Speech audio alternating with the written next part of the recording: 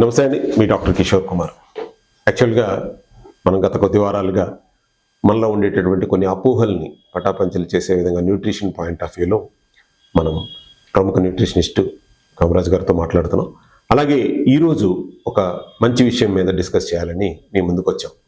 అదేంటంటే చాలామంది కూడా ఒబిసిటీ ఉన్నవాళ్ళు, లావుగా ఉన్నవాళ్ళు ఈ యొక్క కెలరిఫిక్ డైట్ని తీసుకుంటూ ఉంటారు. అంటే తక్కువ ఉన్నటువంటి క్యాలరీస్ ఉన్నటువంటి ఫుడ్ని తీసుకోవటం వల్ల బరువు తగ్గిపోతారు అనేటటువంటిది మనకు తెలిసినటువంటిది. అది ఎంతవరకు వాస్తవం అన్న విషయాల్ని ఇప్పుడు సార్ మాటల్లో తెలుసుకుందాం. నమస్తే అండి. నమస్కారం అండి. సార్, యాక్చువల్గా చాలామంది ఇందాక నేను చెప్పినట్టుగా ఈ కెలరిఫిక్ వాల్యూని కనుక మనం కంట్రోల్ చేస్తే ఫుడ్లో మనం బరువు తగ్గిపోతాము అన్న విధానాన్ని చాలామంది అవలంబిస్తున్నారు. అది ఎంతవరకు కరెక్ట్ అంటారు? థియరిటికల్ గా చూసుకున్నట్టయితే కొంతవరకు ఇది కరెక్టే. కాకపోతే ప్రాక్టికల్ అప్లికేషన్ వచ్చేటప్పుడు మనం ఏంటనుకుంటాం, calorie in calorie out. For example, నాకు ఒక 3000 క్యాలరీలు నాకు కావాలి రోజుకి.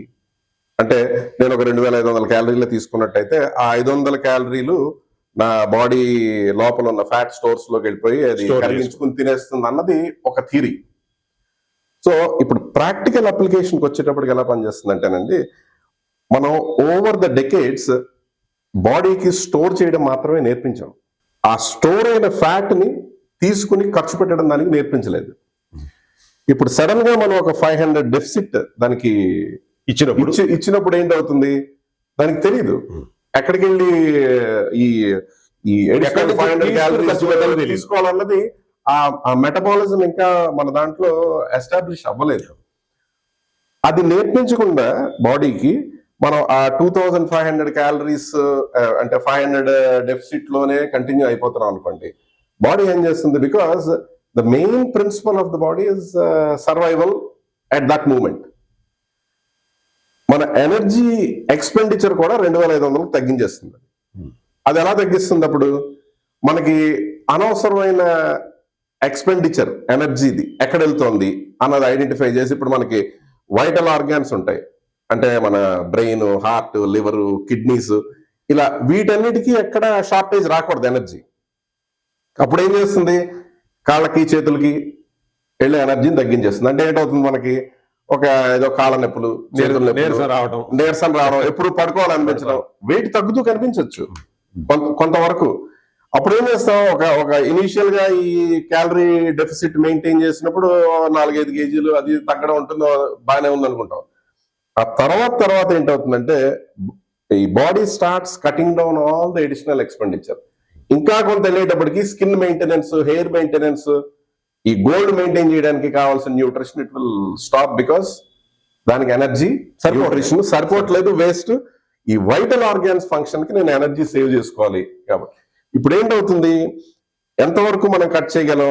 3000 క్యాలరీలు అంటే ఉదాహరణకి 1500 క్యాలరీల వరకు తగ్గించుకున్నాం అనుకోండి, అక్కడికన్నా ఇంకా తగ్గించలేం కదా.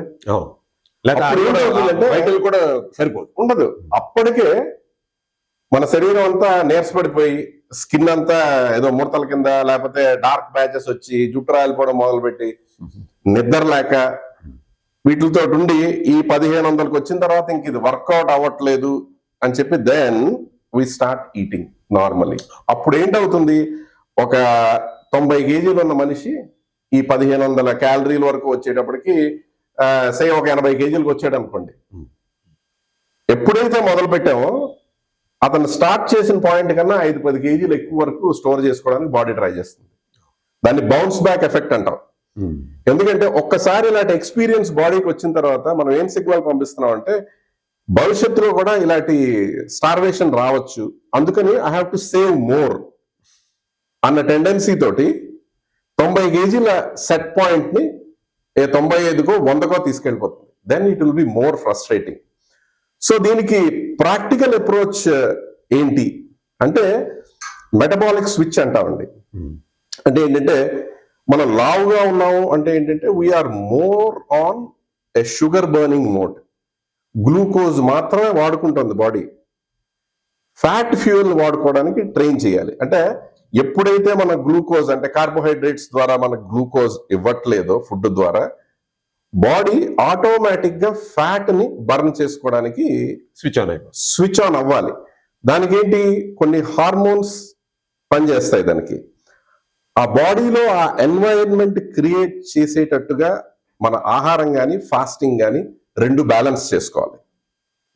అంటే ఇప్పుడు ఈ రెగ్యులర్ గా తినే టైం కన్నా వేరే టైమ్స్ లో భోజనం చేయడం, కార్బోహైడ్రేట్స్ తగ్గించి ఎక్కువగా మనం కూరగాయలు, పళ్ళు, లేకపోతే పప్పు ధాన్యాలు ఇలాంటివి, అంటే depends on individual to individual, generic గా అడ్వైస్ కాకపోయినా కొంత ప్రాక్టీస్ చేసి with the advice of a professional nutritionist మీకు ఏంటవుతుందంటే transition will be very smooth from sugar burning to fat burning.